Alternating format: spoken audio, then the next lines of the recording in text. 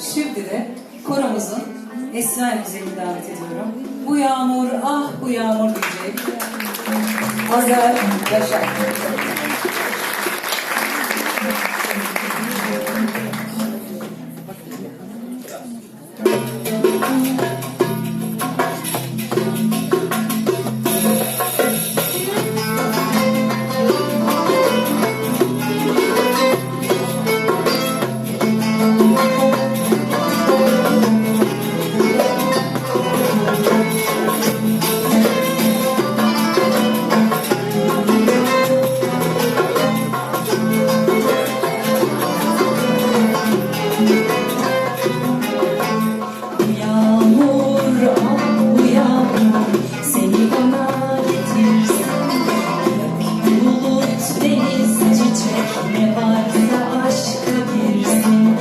Yağmur, ah bu yağmur seni bana getirsin.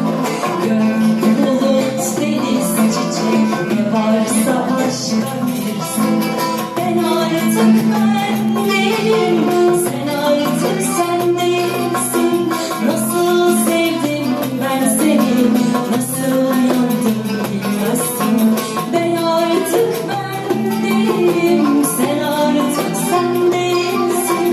Nasıl sevdim ben seni, nasıl yandım bilmezsin. Bu yağmur, ah bu yağmur seni bana getirsin. Bu yağmur, ah bu yağmur seni bana getirsin.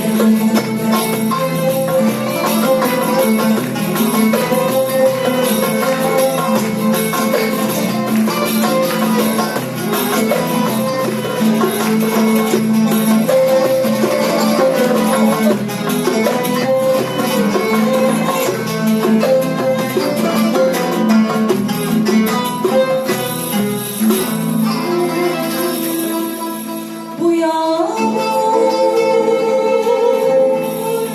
getirecek mutlu güzel ne varsa. Bu yağmur ikimizin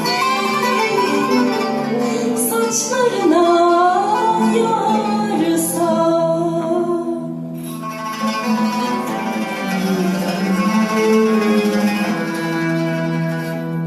Bir gün nasıl sevgilim